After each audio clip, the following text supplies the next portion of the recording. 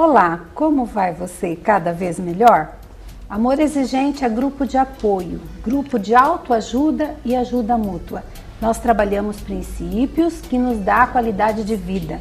Hoje eu vou entrevistar a voluntária e também coordenadora das coalizões comunitárias com Amor Exigente, Alexandra Sobrinho Ghisoni. Isso? Isso. A Alexandra estará aqui comigo, nós estaremos conversando sobre o princípio Raízes Culturais, que é o primeiro princípio do Amor Exigente. Volto num instante. O amor é exigente, o amor é exigente. Aqui estou com a voluntária Alexandra. Alexandra, como vai você? Cada vez melhor, Deise. Que bom. É muito bom tê-la aqui novamente no nosso programa. A gente já vem tratando sobre o princípio das raízes culturais, não é? Esse princípio, Alexandra, ele traz um enunciado que diz assim: os problemas da família têm raízes na estruturação atual da sociedade. Como é isso, assim, trocando em miúdos? Bom, Deise, a gente não pode se separar a sociedade da família, né? Porque a família é uma célula da sociedade e ela é influenciada pela comunidade, pela sociedade, pelo que nos rege, pelas leis, pelas regras. Então, e até por tudo isso que acontece hoje de muito confuso, né? Falta de ética, falta de valores, de princípios, não tem como isso hoje não influenciar dentro da família. E os pais têm que estar muito firmes, muito seguros, estar preparados para essa nossa realidade, né? A nova realidade dessa sociedade, que quer nos trazer coisas que não são positivas muitas vezes, né, para a educação. Então nós precisamos saber o que é da sociedade que não está influenciando positivamente na nossa família e a gente rapidamente agir. Então, o amor exigente, Deise, ele não é só falação, né? A gente usa, a gente aprende, a gente estuda, mas ele é ação. Então, nada muda se eu não mudar. Então, na primeira e na segunda semana das raízes culturais, é quando eu faço um levantamento, um autoconhecimento de como, de onde eu vim, o que eu faço, como que a minha família vivia, né, os meus antepassados, e como que a família de hoje que eu estou está vivendo com o marido, com os irmãos, enfim. Então, nesse primeiro momento, é quando eu faço um resgate histórico da minha vida. E aí eu tenho que estar sabendo como que a sociedade está invadindo a minha família e influenciando. Então é muito importante a gente conhecer e participar do grupo, Deise. A gente consegue se fortalecer através de estudo, através de ação e de metas, né? Então no grupo a gente se prepara para cumprir as metas de melhoria. Então a partir daí que eu vou, então não deixando que essa influência negativa atrapalhe a educação e a formação da minha família. Então, nessa linha, né, podemos conversar um pouquinho o que está acontecendo na família moderna hoje, em seus vários aspectos, né, que pode a família ficar totalmente perdida, que nós sabemos, né, Alexandra? Por exemplo, no aspecto individual do casal, né? Hoje a gente tem assim, a questão, hoje as pessoas se preocupam muito com o profissional, né, Deise? Então tem muitos casais que às vezes esperam um pouco mais para ter filhos, tem menos filhos do que se tinha antigamente, né? Então isso também já traz uma dificuldade. Hoje também tem a questão, às vezes, de junção de famílias, então tem o enteado com a mãe, com o filho, com outros, né? Outras pessoas agregadas na família, em que você tem que também conhecer e saber trabalhar a raiz cultural. Então a família, ela não é mais aquela família tradicional que a gente conhece. Então você tem outras vertentes hoje dentro da família, mas o casal muitas vezes não está unido, não está falando a mesma linguagem. Então está preocupado com questões financeiras, em ter as coisas, em comprar as coisas, né, em sonhos financeiros. E não, o filho ele tem que fazer parte de um projeto de vida. E muitos filhos não estão sendo planejados, né? Então, quando vem, às vezes não está preparado, quando vem, já vem numa fase mais avançada, em que não se tem paciência, em que já se passou uma fase da educação. Então, esse é um do aspecto em relação ao casal, né? Em relação, a gente tem outros aspectos aí também, Denise, a questão da espiritualidade, né?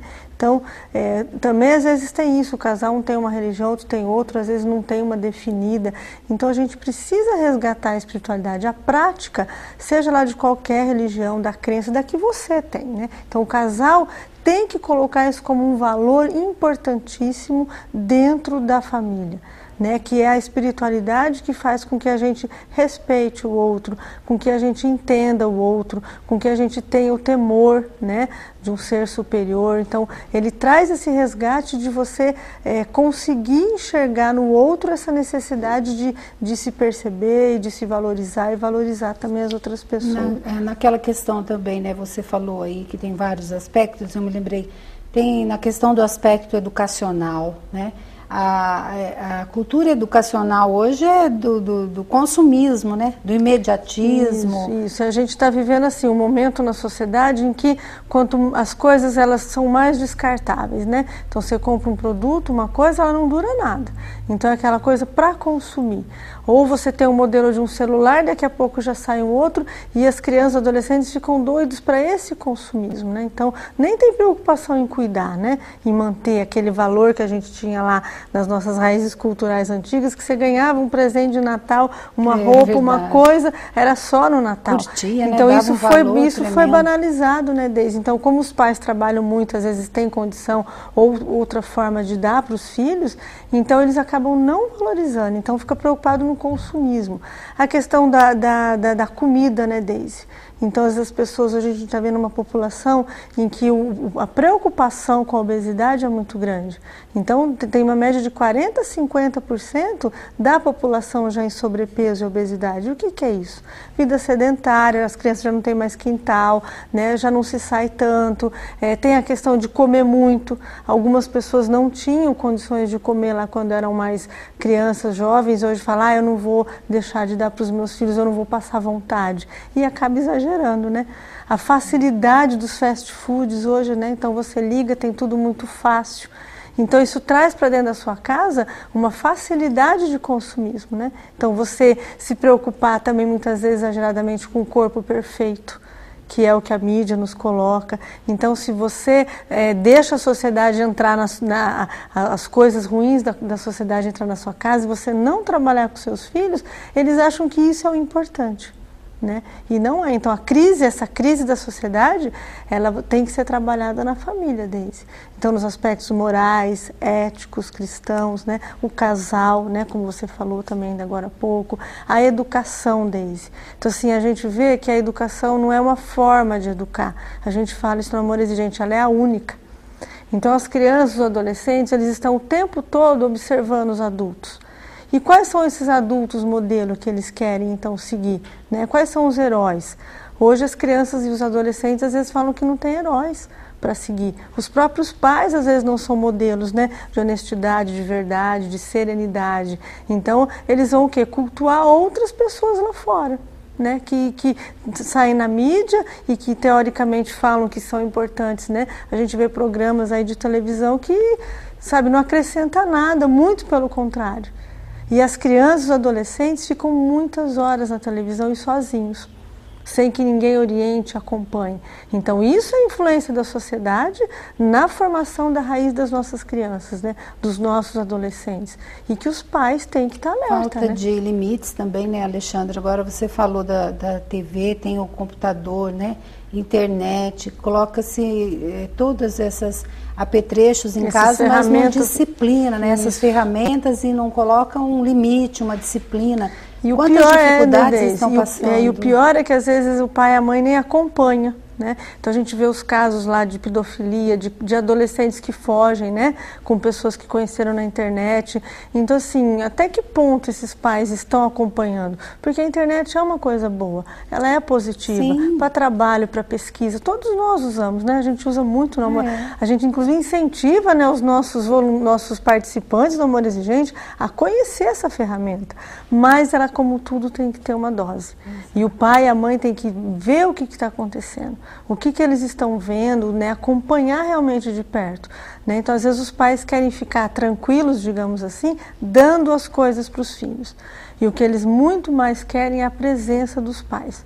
com qualidade, né, Deise? Então, não adianta às vezes também o pai e a mãe ficar o dia inteiro junto, mas ser um inferno. Então tem que ser uma presença com harmonia, uma coisa gostosa, alegre, né? Voltar, né? Vamos falar um pouco de raízes culturais lá do passado, as famílias católicas, né? Que tinham o costume de rezar terço, o almoço de domingo, né? Reuniões de família. Então a gente desligar mais a televisão, né? Ter esse horário para se conversar.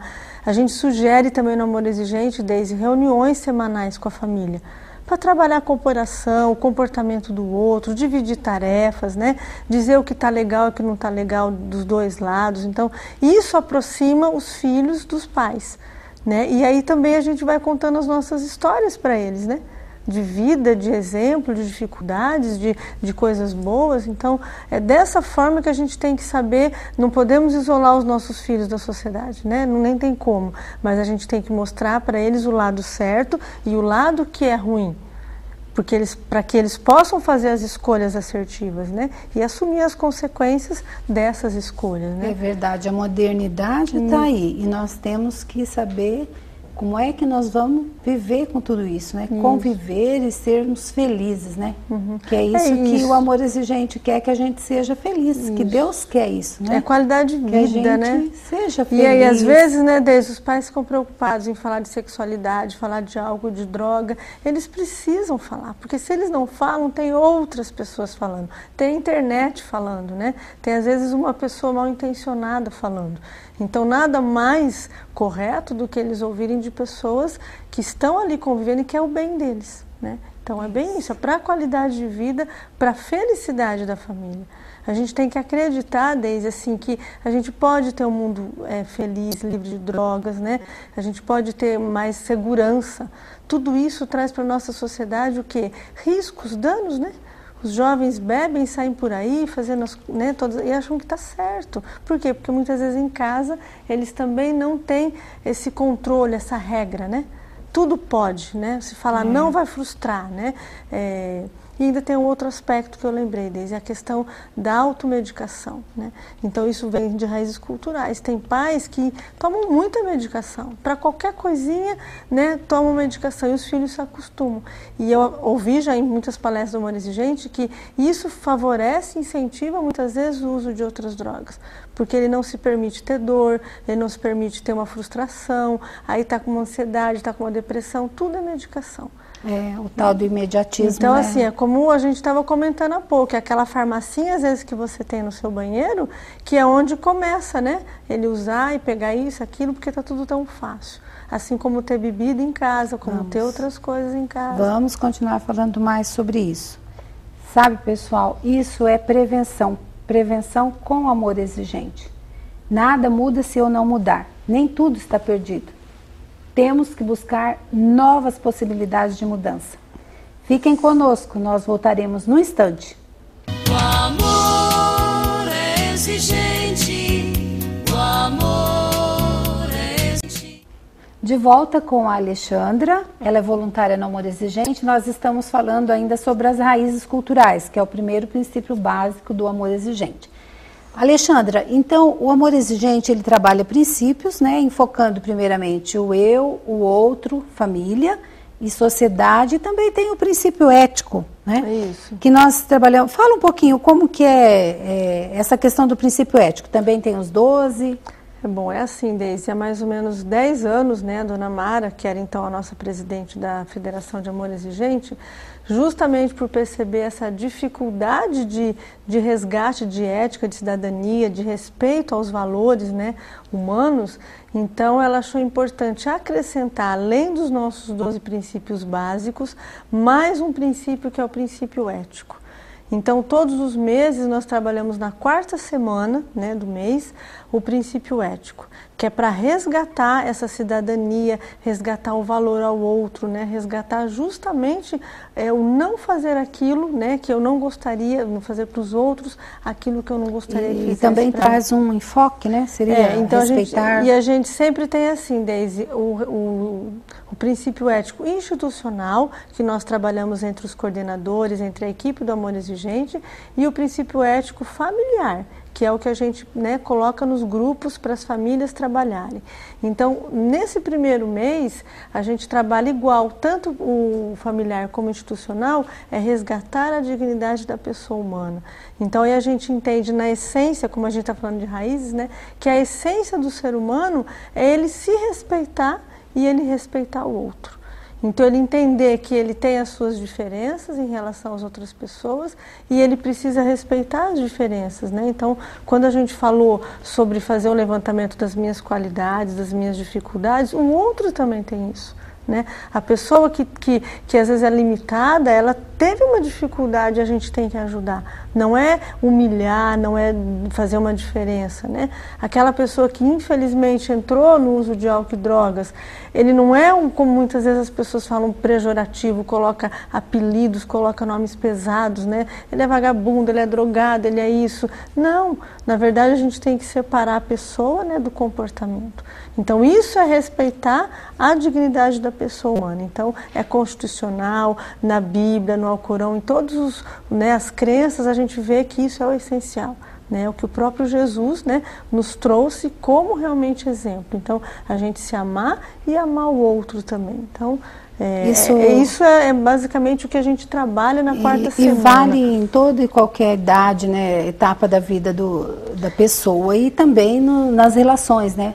Tanto familiar como na empresa, como respeitar o diferente. Então aí começa de casa mais uma vez, né, Deise? Então quando você já ensina para as crianças, para os adolescentes, que ele tem que respeitar o idoso, que ele tem que respeitar a grávida, né, que ele precisa respeitar as regras, que ele vai respeitar regras numa fila, num banco, ou mesmo no trânsito, né? Então ele tem que respeitar essas regras de convivência e de ética, de respeito. Então hoje as pessoas nem se falam obrigado, com licença, por favor, né? Trata às vezes todo mundo de qualquer jeito, né?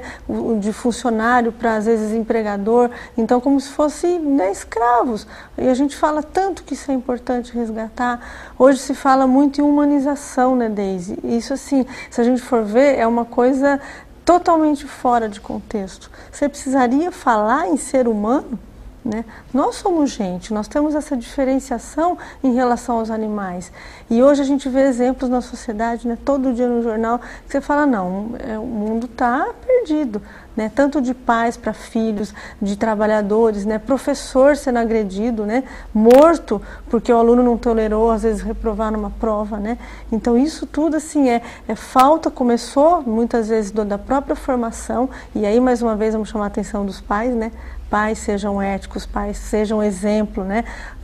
Os seus filhos têm que querer copiar um exemplo positivo, né, do seu comportamento. E aí eles vão estar preparados, né, Deise, para isso. Só que a gente sabe que pela crise de ética hoje, infelizmente, que a gente vive no país, às vezes o ser bom, o ser correto, ele está sendo ridicularizado. Né? Mas nós, pais, professores, mestres, líderes, temos que falar, não mesmo assim, sabendo que as pessoas que fazem coisas erradas, que corrompem, que roubam, né, ou que ultrapasseiam, elas estão erradas, elas escolheram um caminho errado. Ou aqui ou em algum lugar elas vão receber um julgamento, mas nem por isso a gente vai seguir. Então isso a gente também vê no amor exigente. Nem tudo aquilo que é frequente, que é comum, que vai acontecendo, a gente tem que fazer igual. Tem que repetir, correto, né? Então, assim, a ética, ela vem justamente para resgatar. Não, peraí, todo mundo está fazendo, mas não é porque todo mundo está fazendo que vai. E para filho também, né? Porque você vai numa festinha com 15 anos e eu não sei a hora que você volta, os teus amigos fazem isso, o que você vai fazer? Então, os pais dos teus amigos permitem, eu não vou permitir, né? Você mentiu, alguém mentiu para você, mas eu não quero que você minta. Ser desonesto, às vezes a gente vê isso às vezes nas empresas, um passando a perna no outro, né, Deise, mentindo, fazendo ultrapassada, né? Para quê? Para às vezes conseguir um cargo, para conseguir, né, às vezes uma coisa, uma promoção. E isso não é honesto. Isso não é ético, né? Sim. É você fazer aquilo que vai trazer uma consequência. Alexandra, na sua experiência nos grupos, eu sei que atualmente você está mais dedicando ao trabalho da coalizão. Mas na sua experiência de grupo, você tem visto assim mudanças nas famílias? Algum exemplo assim nessa questão da ética? Olha, Deise, eu percebo assim, que tem muitas famílias que se perderam também em relação aos seus valores éticos, né? Os filhos foram, às vezes, trazendo para os pais algumas coisas que eram importante fazer, e os pais, de uma forma simples, foram abrindo mão, né, desses valores éticos e morais. E hoje eu percebo que quando os pais realmente frequentam o amor exigente com bastante afinco, com determinação, com disciplina, eles conseguem mudar. Eles resgatam, eles vão percebendo, nossa, mas eu fazia isso, eu não faço mais, peraí, eu vou voltar a fazer, né? Por regra, por horário, me preocupar, ir atrás, saber com quem está andando, o que está fazendo, né? Enfim, a gente precisa fazer com que os pais frequentem o amor exigente como prevenção também deles. Eu fui participar como prevenção, e assim, é muito, muito melhor a gente chegar antes. Né, que um problema está estabelecido. Então, por exemplo, eu venho de uma família onde era muito mais exigência e menos amor, né? Não que não tivesse, mas a demonstração ela era mais limitada. Então a gente vai aprendendo, não, amor e exigência na medida certa. Então, peraí, tem que ser mais carinhosa, tem que beijar, tem que abraçar, tem que elogiar, né? Tem que valorizar as conquistas, as coisas boas. Então, eu vim de uma família, então eu estou sempre me policiando para não ser sempre exigente, sempre mais rigorosa, então, para também ser um pouco mais maleável. E isso a gente tem que se perceber, né? Então, é importante, às vezes, a gente aprender onde estão as dificuldades e você crescer e melhorar com isso. Então eu vejo que quando você é disciplinado, você frequenta um grupo de apoio, ou mesmo você busca essa ajuda, né? E o amor exigente nos oferece, né? Tem aí um monte de livros, materiais, apostila. Lá na nossa associação do amor exigente tem esse material para ser adquirido.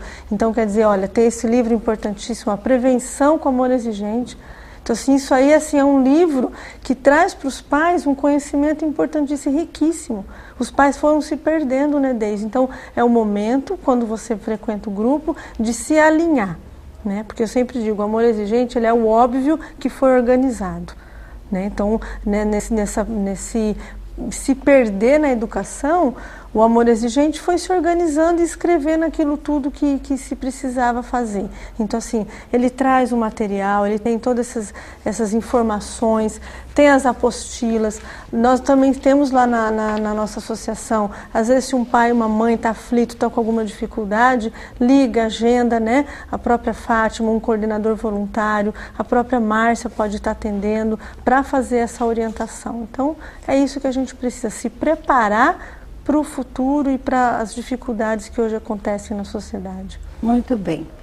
Alexandra, foi muito bom tê-la aqui no nosso programa. Nossa, você contribuiu bastante aqui. Que bom. É um papo gostoso, né? Se deixar, a gente fica aqui horas e horas conversando. Lembrando, pessoal, que você também pode ser um contribuinte da nossa associação Amor Exigente, a AMAEX. Ligue para o telefone 3262-2596. Lá você pode saber dia, horário de todos os grupos de amor exigente em Maringá e região, tá ok? Nós temos para acontecer também em julho deste ano, 2011, o 10º Congresso Nacional e Internacional de Amor Exigente. Lá estará reunido todo esse pessoal de amor exigente. Mais de 3.000 pessoas nós esperamos encontrar em Guarulhos, São Paulo. Planeje isso na sua vida para você conhecer mais de amor exigente. E você que já serve o amor exigente, se organize, venha participar conosco desse congresso maravilhoso que vai estar trabalhando ação e prevenção com o amor exigente, tá? Eu agradeço aos nossos patrocinadores, que é a Arte Classe, que nos contribui para que esse programa venha ao ar aí na sua casa, também ao Casulo Feliz, a Neon Light Painéis e também todos os nossos voluntários que nos apoiam nessa proposta de melhor qualidade de vida. Eu agradeço de coração a sua audiência e contem conosco, nós contamos com você também. O amor